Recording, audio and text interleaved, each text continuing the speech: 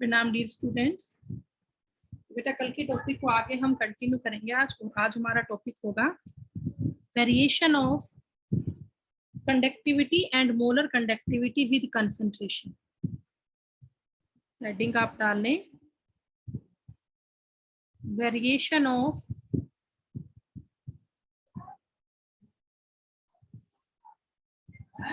Conductivity and molar conductivity. Variation of conductivity and molar conductivity with concentration.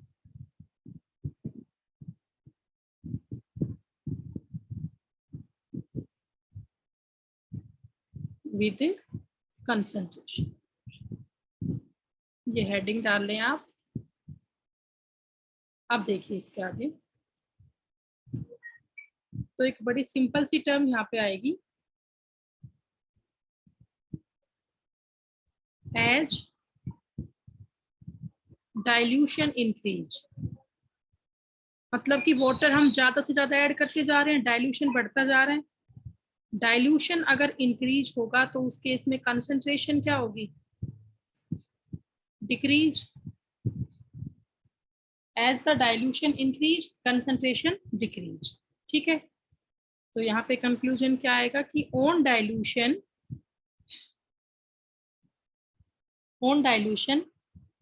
Conductivity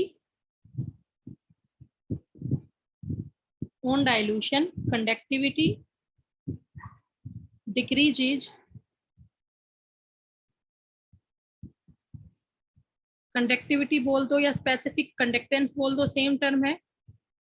conductivity decreases या specific conductance decreases.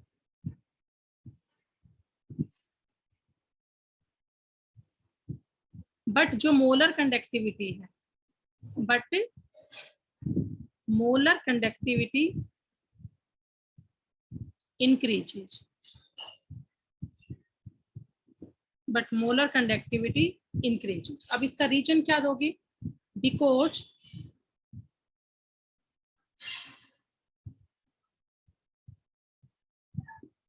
specific conductivity is the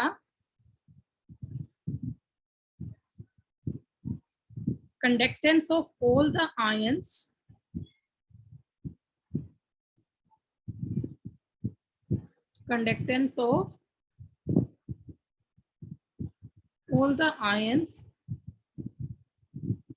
in 1 centimeter cube of solution। ठीक है ना बेटा, यहाँ पे conductance हम ion की देखते हैं सिर्फ 1 सेंटीमीटर क्यूब सॉल्यूशन में देखते हैं। But in case of molar conductivity,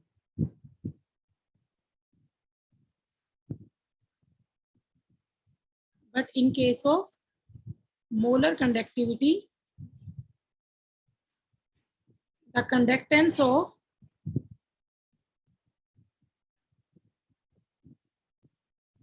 all the ions in 1000 centimeter cube or in total volume of solution।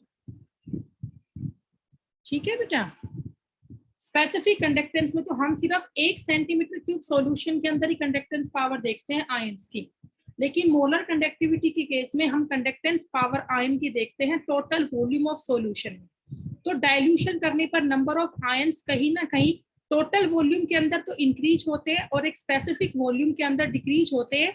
इसीलिए स्पेसिफिक कंडक्टेंस तो आपकी डिक्रीज होती है, बट जो मोलर कंडक्टिविटी है that is increase with dilution. ठीक है, तो ये टॉपिक आपको कर लेना है। ओके, बड़ा इंपॉर्टेंट है, 1 मार्क के हिसाब से ये आता है। अब इसके बाद हम नया टॉपिक शुरू करेंगे और जो नया टॉपिक हमारा होगा that is the variation of molar conductivity with concentration for strong and weak electrolyte. अब हम यहाँ पे इलेक्ट्रोलाइट लेंगे स्ट्रॉन्ग और वीक, और उसके केस में हमें देखना है कि कंडक्टिविटी पे क्या इफेक्ट पड़ता है with increase in the concentration और इंक्रीज इन द डाइल्यूशन। तो देखिए उस टर्म को आप, तो अब आप यहाँ पे हेडिंग डालेंगे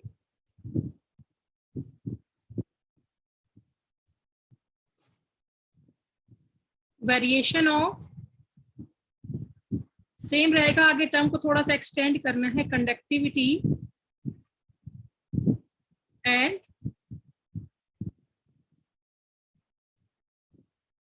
molar conductivity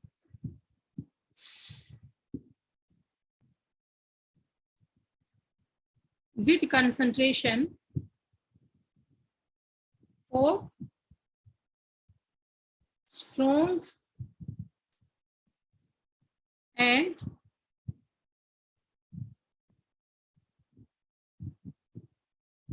weak electrolytes, for strong and weak electrolytes. देखिए बेटा,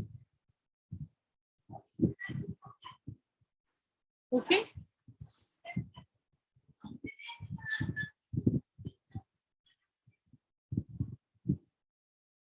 तो देखिए बेटा, स्ट्रॉन्ग एंड वीक केस में क्या होगा, व्हाट आर स्ट्रॉन्ग इलेक्ट्रोलाइट्स, आप सबको पता है, the substance which ionize completely on dilution, उसे हम बोलते हैं स्ट्रॉन्ग इलेक्ट्रोलाइट। और वीक इलेक्ट्रोलाइट क्या होगा, which do not ionize completely on dilution, उसे हम बोलेंगे वीक इलेक्ट्रोलाइट। तो अब हम यहाँ पे वेरिएशन करेंगे कंडक्टिविटी और मोलर कंडक्टिविटी की with in respect of strong and weak electrolytes. ठीक है, तो देखिए इसके लिए यहाँ पे इक्वेशन हमें करेंगे डीएचओ इक्वेशन, डेबे-हक्कल-ओनसेजर इक्वेशन, उसी ने इस टॉपिक को एक्सप्लेन किया। तो ये आपकी बेटा हेडिंग है, ये आपकी हेडिंग और इसका टॉपिक हम आगे करेंगे। तो नेक्स्ट पेज की तरफ मूव करते हैं और आप यहाँ पे हेडिंग डाल लें DHO equation. DHO equation, equation का फुल नेम होगा डेबे-हक्कल-ओनसेजर इक्वेशन। डेबे-हक्कल-ओनसेजर इक्वेशन बड़ा इंपॉर्टेंट टॉपिक है, 2 मार्क्स के हिसाब से डायरेक्ट एक्सप्लेनेशन कंसेप्चुअल क्वेश्चन की टर्म में यहाँ से आपका क्वेश्चन बनता है डीएचओ इक्वेशन से। इसने बड़ा प्रॉपरली एक्सप्लेन किया कंडक्टेंस बिहेवियर स्ट्रॉन्ग और वीक इलेक्ट्रोलाइट का। तो देखिए बेटा इस टॉपिक में क्या है, इसमें तो सबसे हम पहले बात करेंगे for strong electrolytes, for strong electrolytes, for example HCl हो गया, KCl हो गया, NaCl है, NaOH है, all of these are strong electrolytes. आप मीनिंग सब समझते हो, what is the meaning of strong electrolytes, ionize completely,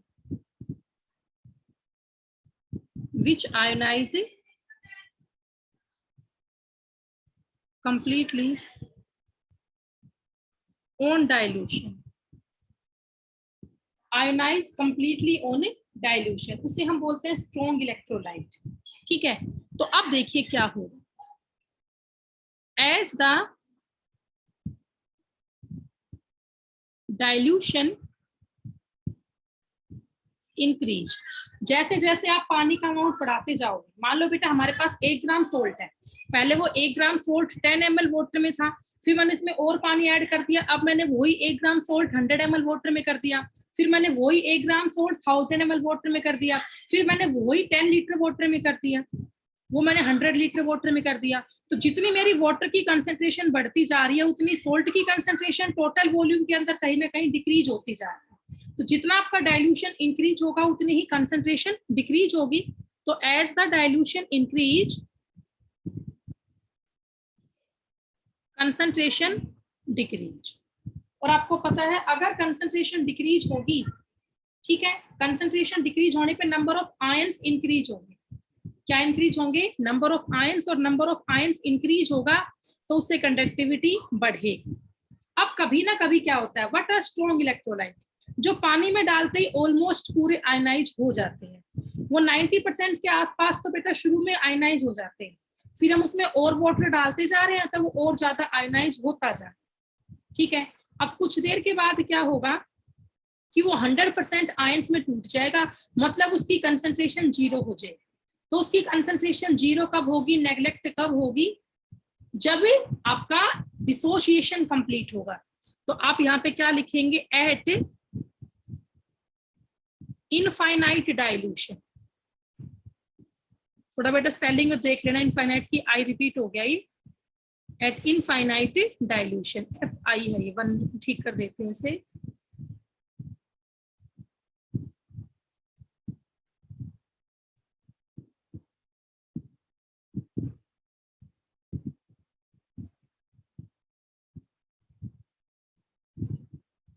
At infinite dilution for strong electrolytes, for strong electrolytes, जब इनफाइनाइट डाइल्यूशन होगा, बहुत ही स्ट्रॉन्ग डाइल्यूशन होगा, तो जो कंसंट्रेशन है C वो किसको अप्रोच कर लेगा? जीरो को। जो कंसंट्रेशन है C वो किसको अप्रोच कर लेगा? जीरो को। अब आप ये समझते हो इनफाइनाइट डाइल्यूशन क्या है कि वाटर हमने ऐड कर दिया अप टू इन्फिनिटी, इतना पानी ऐड करने पर जो कंसंट्रेशन है दैट अप्रोच इज जीरो, वो नेग्लेक्ट हो जाएगी, ना के बराबर हो जाएगी। तो अब आप देखिए DHO इक्वेशन क्या है। जो DHO इक्वेशन है इसकी मैथमेटिकल फॉर्म है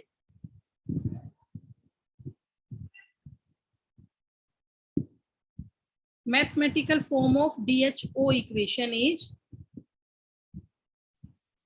lambda MC is equals to lambda M naught minus A into square root of concentration. It is the DHO equation mathematical form. Lambda MC is equal to lambda M naught. Lambda M naught को आप lambda M infinite भी लिख सकते हैं, both are same terms. Lambda M C को आप lambda M note को क्या लिख सकते हो? लैम्डा एम इनफाइनाइट भी लिख सकते हो। अब इनका मीनिंग यहाँ पे क्या है देखिए, first of all lambda M C का मतलब क्या है? Molar conductivity, molar conductivity at any concentration, और लैम्डा एम इनफाइनाइट क्या है? Molar conductivity at infinite dilution, molar conductivity at infinite dilution. ए यहाँ पे कांस्टेंट है, डेबे-हक्केल सेचर कांस्टेंट, और सी आपको पता ही है कंसंट्रेशन है। तो अब देखिए अगर हम बात करेंगे स्ट्रॉन्ग इलेक्ट्रोलाइट की, तो स्ट्रॉन्ग इलेक्ट्रोलाइट तो 100% आयनाइज होता है, तो उस केस में अगर तुम डाइल्यूशन इनफाइनाइट कर दोगे तो इतना डाइल्यूशन करने के बाद कंसंट्रेशन जीरो होगी।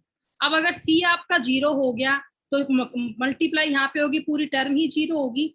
इसका मीनिंग जो लैम्डा एम सी है वो आपका किसके इक्वल आ गया? लैम्डा एम इनफाइनाइट के इक्वल आ गया। बात को समझे, अगर हमारे पास स्ट्रॉन्ग इलेक्ट्रोलाइट होगा तो वहां तो कंसंट्रेशन ही जीरो हो जाएगी। कंसंट्रेशन जीरो होते ही जो आपका लैम्डा एम सी है that is equals to lambda M infinite. ठीक है, कर लोगे? हाँ भी, ये पेज आपको समझ में आया? Please raise your hand. Okay, Hariom, Anisha, Monisha, Nishant, Akash, Sakshi, Harshita, Deepesh, Anshu, Kritika, very good बेटा, ज्योति,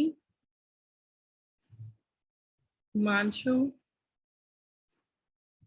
चलो ठीक है, तो इसका आगे हम नेक्स्ट इस टॉपिक को कंटिन्यू करते हैं आगे। अब देखिए नेक्स्ट पेज पे चलते हैं। अब यहाँ पे आप हेडिंग डालेंगे फॉर वीक इलेक्ट्रोलाइट्स।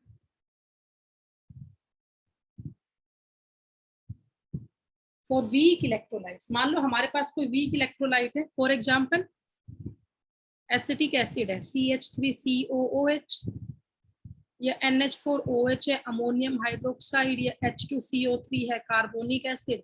हमारे पास कोई भी वीक इलेक्ट्रोलाइट है, तो ये आपको पता है what are weak electrolyte? Weak electrolyte ये है which never ionize completely, which never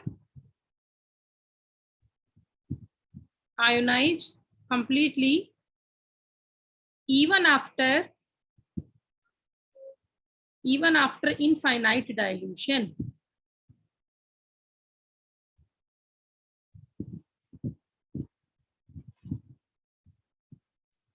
Even after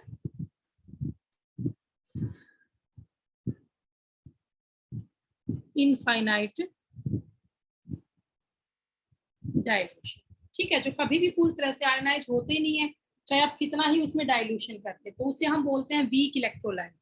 तो अगर हमारे पास वीक इलेक्ट्रोलाइट है तो भी हमने इसका डाइल्यूशन इनफाइनाइट कर दिया, लेकिन फिर भी इसमें कंसंट्रेशन जीरो को अप्रोच नहीं करेगी। मतलब कितना ही पानी हम डाल ले, एसिटिक एसिड है, कभी 100% आयनाइज होगा ही नहीं। जो एसिटिक एसिड है इट नेवर आयोनाइज कंप्लीटली, चाहे कितना ही इसमें वाटर हम ऐड कर लें, कभी भी ये कंप्लीटली आयोनाइज ही नहीं होगा। तो आप क्या कहेंगे, यहाँ पे क्या लिखोगे, फॉर वीक इलेक्ट्रोलाइट्स, हमारे पास वीक इलेक्ट्रोलाइट्स हैं, हमने डाइल्यूशन कर दिया इनफाइनाइट, लेकिन इनफाइनाइट डाइल्यूशन करने के बाद भी यहाँ पे जो C है ना, दैट नेवर अप्रोचेज जीरो, यहाँ पे कंसंट्रेशन कभी भी नेग्लेक्ट नहीं होगी, कंसंट्रेशन नेवर भी नेग्लेक्ट, कंसंट्रेशन को कभी हम नेग्लेक्ट कर ही नहीं सकते। तो अगर कंसंट्रेशन को हम नेग्लेक्ट ही नहीं कर पाएंगे तो इसका मतलब जो इसमें लैम्डा एम सी है वो कभी इक्वल लैम्डा एम इनफाइनाइट के तो होगा ही नहीं, नहीं होगा ना भाई। पहले वाले केस में क्या था, देखो एक वापिस चलते हैं उसी पेज पे।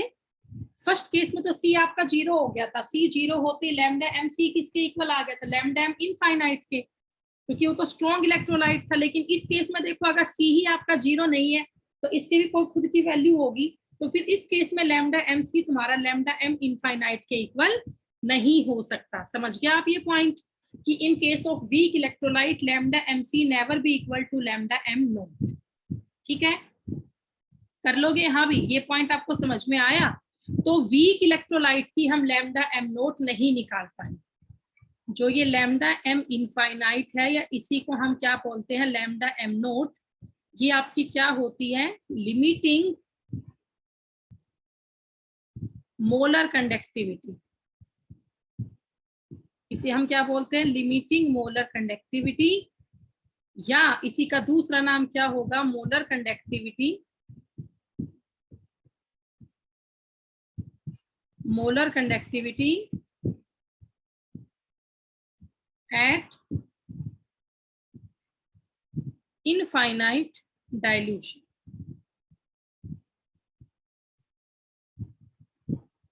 Molar conductivity at infinite dilution, ठीक है, कर लेंगे बेटा।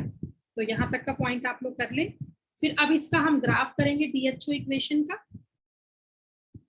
तो क्या आपको ये कंडक्टेंस बिहेवियर समझ में आया वीक और स्ट्रॉन्ग इलेक्ट्रोलाइट का? Please raise your hand. Okay, Ruchika, Monisha, Sakshi, Akash, Hariom, Deepesh, Anisha, Gaurav, Himanshu, Nishant, Anshu,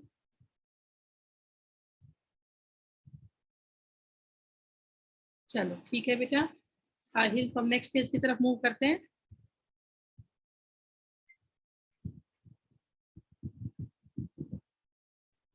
तो अब आप लिखो यहाँ पे limitation,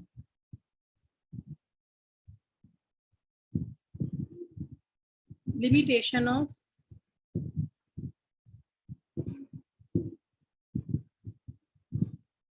DHO equation, limitation of DHO equation. ठीक है बेटा, तो डीएचओ इक्वेशन की क्या लिमिटेशन है, it was unable to calculate lambda m infinite limiting molar conductivity of weak electrolyte।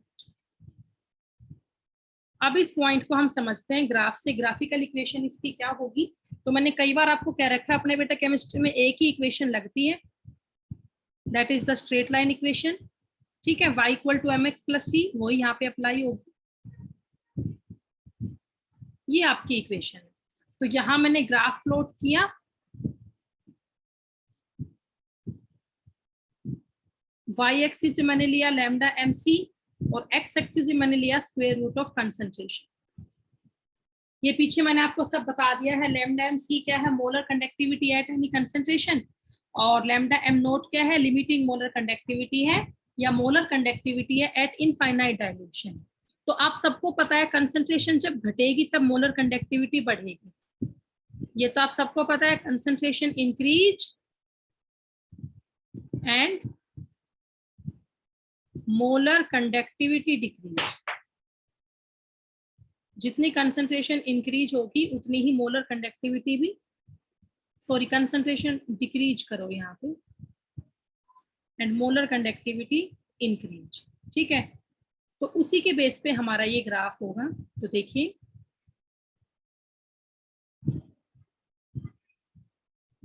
अगर मैं बात करती हूँ स्ट्रॉन्ग इलेक्ट्रोलाइट की, तो इन case of strong electrolyte graph कैसा होगा, कुछ इस तरह का ग्राफ होगा। अब ये ग्राफ क्या दिखा रहा है, देखो कभी ना कभी लगातार कंसंट्रेशन घट रही है भाई, इसको आप राइट से लेफ्ट की तरफ रीड कीजिए, लगातार कंसंट्रेशन घट रही है और मोलर कंडक्टिविटी बढ़ रही है। अब कभी ना कभी ऐसा होगा कि इस पॉइंट पे जो आपका सी है वो क्या हो जाएगा, जीरो। और जैसे ही आपको पता है in case of strong electrolyte, in case of strong electrolyte C आपका क्या हो जाएगा, जीरो। सी जीरो होते ही लैम्डा एम सी किसके इक्वल हो गया, लैम्डा एम इनफाइनाइट के। सी अगर जीरो होगा तो लैम्डा एम सी किसके इक्वल होगा, लैम्डा एम इनफाइनाइट के। तो भाई आप देखिए, आपने एक बात नोट की, जब कंसंट्रेशन इतनी ज्यादा थी तो मोलर कंडक्टिविटी इतनी थी। अब कंसंट्रेशन तो यहां से घट के जीरो तक आ चुकी, लेकिन जो मोलर कंडक्टिविटी है ये बहुत ही कम बढ़ी। अभी आगे समझाऊंगी क्यों हुआ ऐसा। अब ये जो ग्राफ है ये है for strong electrolyte, for strong electrolyte. अब मैं ग्राफ आपको करवाती हूँ वीक इलेक्ट्रोलाइट का। तो वीक का ग्राफ कैसा होगा, देखिए वीक इलेक्ट्रोलाइट का ग्राफ कुछ ऐसा होगा। ठीक है, हाइपरबोला ग्राफ होगा वीक इलेक्ट्रोलाइट का। ओके, थोड़ा सा इसे करेक्ट करती हूँ बेटा, 1 मिनट।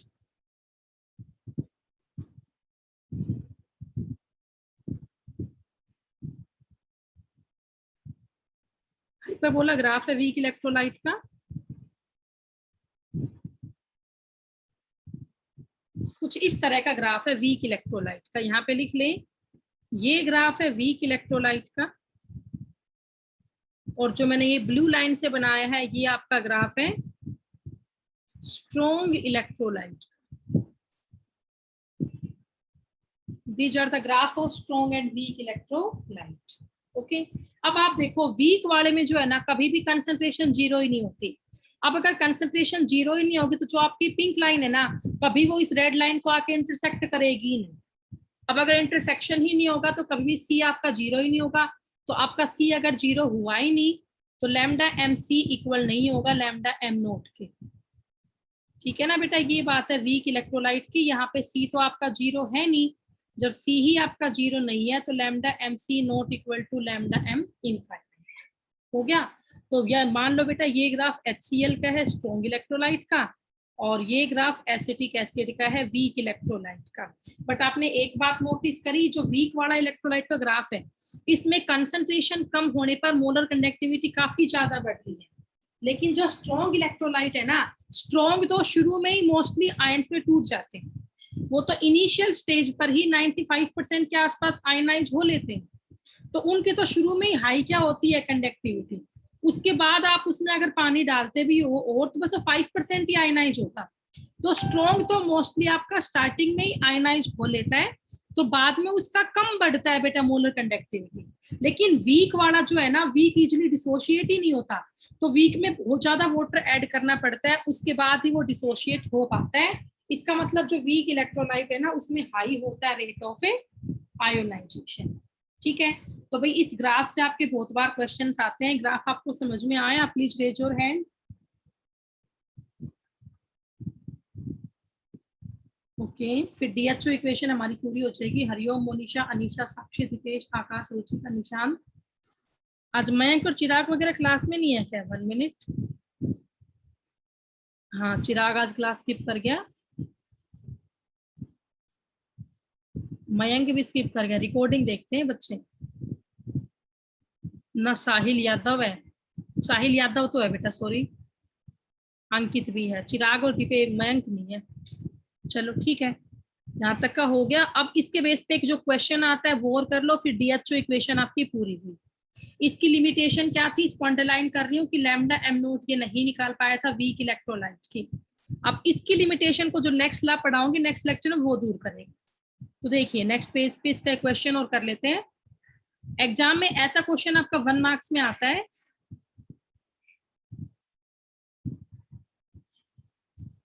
टू इलेक्ट्रोलाइट्स, ये क्वेश्चन है बेटा।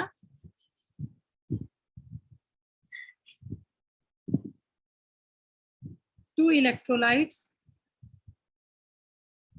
ए एंड बी, हमारे पास दो इलेक्ट्रोलाइट्स है A and B. On dilution, उन्हें dilution the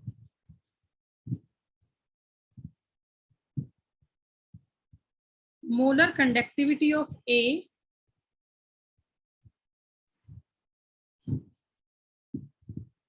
increases 1.5 times, but the molar conductivity of B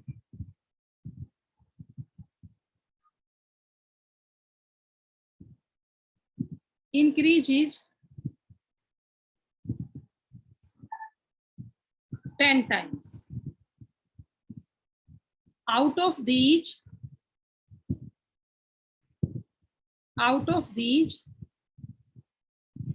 which one are strong and weak electrolytes?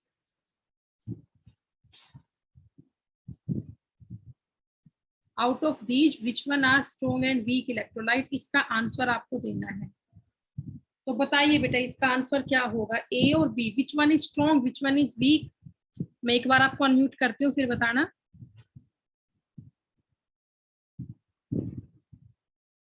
हाँ भी अब बोलो, जिसको पता है शाबाश, जो भी आंसर देना चाह रहे हैं। इन दोनों में कौन स्ट्रॉन्ग और कौन वीक है?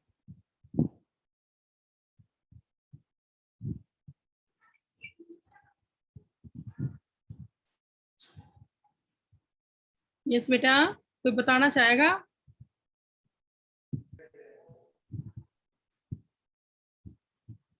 नहीं। देखिए पीछे बेटा बताया मैंने अभी आपको, दो इलेक्ट्रोलाइट होंगी, जो स्ट्रॉन्ग है वो तो शुरू में मोस्टली टूट लेता है, तो उसकी कंडक्टिविटी शुरू में बहुत हाई होती है, बाद में वो बहुत ही कम बढ़ती है कंडक्टिविटी उसकी। लेकिन वीक तो बहुत ज्यादा डाइल्यूशन करने के बाद ही कंडक्टिविटी को बढ़ा पाता है। तो सीधी सी बात है, इसमें स्ट्रॉन्ग इलेक्ट्रोलाइट कौन है? Strong electrolyte is a and weak electrolyte is B. A strong electrolyte है और जो B आपका है वो वीक इलेक्ट्रोलाइट, क्योंकि वीक ही बाद में टूटता है ज्यादा, लेकिन स्ट्रॉन्ग तो शुरू में आयनाइज हो लेता है सारा। तो A तो स्ट्रॉन्ग है और जो B है वो आपका वीक इलेक्ट्रोलाइट। ठीक है, कर लो बेटा ये। तो ये आपका क्वेश्चन पूरा हो गया डीएचओ इक्वेशन का।